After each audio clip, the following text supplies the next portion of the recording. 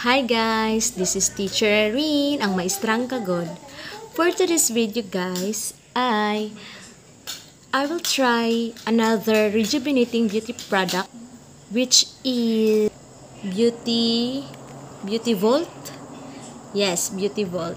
So, almost 2 years na tayong hindi gumagamit ng rejuvenating beauty products kasi because of my pregnancy period. So, if you are pregnant, bawal gumamit ng mga rejuvenating product kasi nalalanghap yun ng baby sa tiyan. So, kaya nga, tinigilan ko ang paggamit ng mga beauty products. So, sa last na aking rejuvenating products review, ay na ginagamit ay yung Dr. Alven. So, nakita nyo naman na nasubukan ko na yung iba't ibang mga rejuvenating products like Brilliant, Skin Magical, Fairy Skin, ano pa ba? Maxi Peel. So, parang hindi tayo humiyang doon. So, tanging ang Dr. Alven lang, rejuvenating set number 5 by Francine Diaz tayo humiyang. So, doon lang naging fit, doon lang humiyang ang ating mukha, ang ating skin. So, ipapakita ko yung video ko nang gumamit ako noon ng Dr. Alven. So, achieve yung glass skin, maputi ang ating skin, at saka pinkish.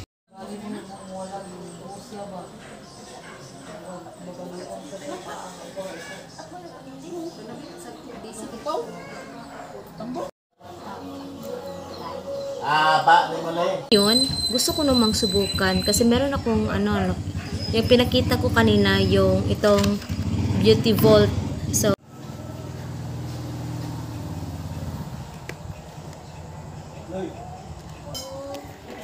nasa malima.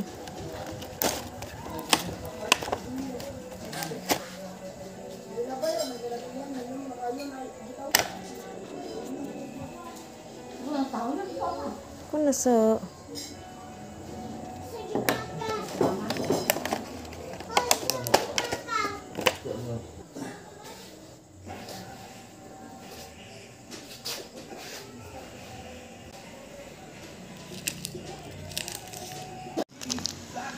guys, ito yung kanyang sabon. Ito yung sabon ng Beauty Vault.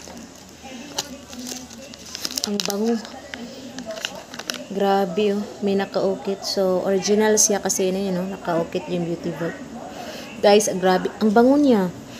Hindi siya, hindi strong ang kanyang baho. Napakabango. Parang candy. Sarap kainin. Tingnan natin itong premium rejuvenating cream. Ito yung gagamitin natin sa gabi. Tingnan natin.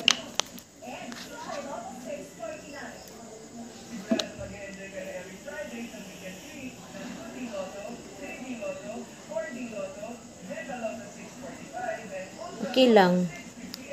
Okay lang yung baho. Hindi siya masyadong matapang yung kanyang amoy, di ba? Ang kanyang baho. Tapos ito yung beauty product Pearl White Sunblock Cream SPF 45.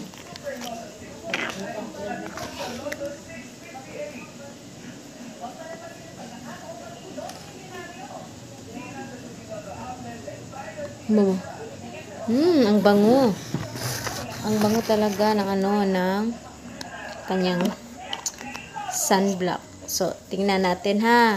Tingnan natin ang kanyang result nito after 1 month. Bango. So, nakita ko ito sa aking mga kapwa, katrabaho, sa aking mga coworker na gumagamit sila nito. Maganda ang kalalabasan ng kanilang mukha. But again, disclaimer po, depende po yan talaga kung ikaw ba ay hiyang sa rejuvenating product na iyong gagamitin. So, tingnan natin kung hihiyang ba tayo nito sa Beauty Vault. So, magbibigay ako nito ng review 1 month after. So, magbibigay ako nito ng review if it is effective in our skin.